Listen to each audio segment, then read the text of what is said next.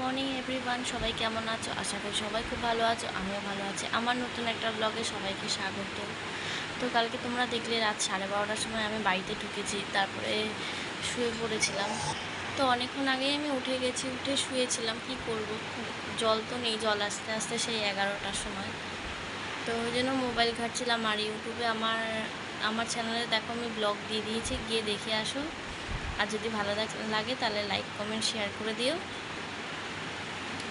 তো আজকে হচ্ছে শনিবার, তো কালকের মাংসটা আছে, দেখা যাক আজকে খাই কিনা। কারণ আজকে আমাদের এই বাড়িতে বলো আর ওই বাড়িতে, মানে দুই বাড়িতেই নিরামিষ, আমিষটা চলে না।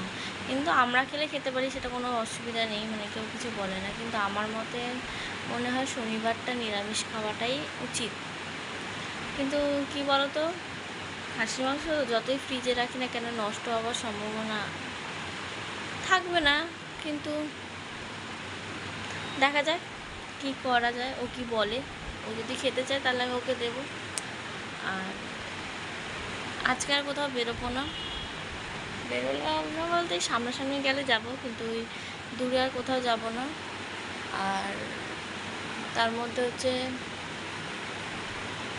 প্রচণ্ড গরম, আজকে থেকে বলে ঝড় বৃষ্টি হওয়ার কথা আছে, কিন্তু এখন দেখছি আমি 33 ডিগ্রি চলছে, রানিং 33 ডিগ্রি চলছে। তো চলো, এটা আমার এখনও বিছানা কিচ্ছু তোলা হয়নি, জল ভরতে হবে, ড্রামে জল শেষ। চলো সব কাজগুলো করে নিই, করে আবার তোমাদের সাথে কথা বলছি।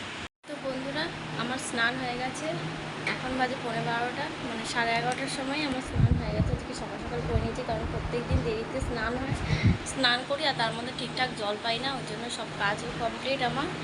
এখন যাচ্ছি ঠাকুরের ফুল আনতে আর একটা ধূপকাঠি আনতে, কারণ ঠাকুরের ধূপকাঠি শেষ হয়ে গেছে। আর আমি শনি, মঙ্গল আর সোমবার, মানে সোম মঙ্গল শনি, এই 3 দিন আমি ঠাকুরকে ফুল দিই। তার মাঝখানে যদি চেষ্টা করি দেয়া, যদি না হয় তো এই 3 দিন মাস্ট, মানে আমি দেবই।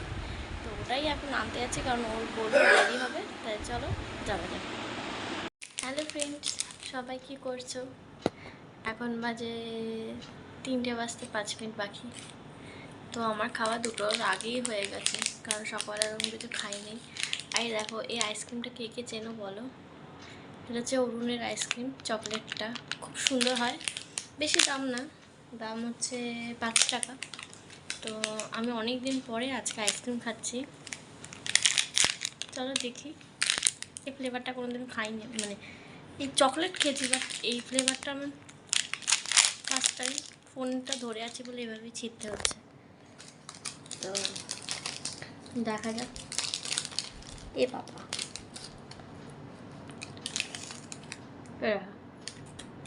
কী হয়েছে দেখো।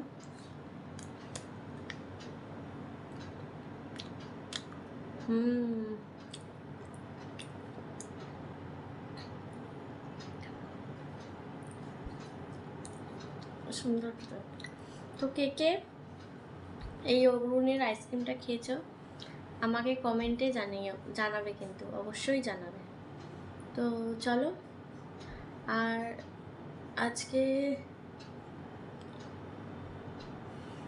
আচ্ছা বেরোবো, ও থাকবে না, ওর খেলা আছে, তার জন্য একটু বেরোবো, পিউদির পার্লারে যাবো। চলো দেখা যাক, তোমাদের সাথে পুরোটা শেয়ার করবো।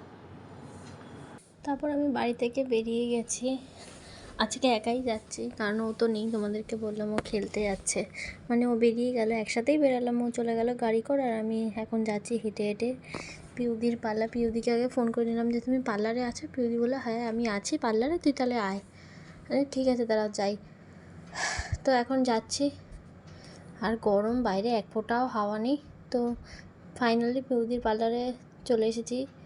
আর ওখানে একজন ওখানে একটা আন্টি তো মেসেজ করছে, তো আমি ওখানে আর কথা বললাম না, তারপর বেরিয়ে। তো গাইস, এই যে এখন বাড়ি যাচ্ছি, এখন বাজে 10:20।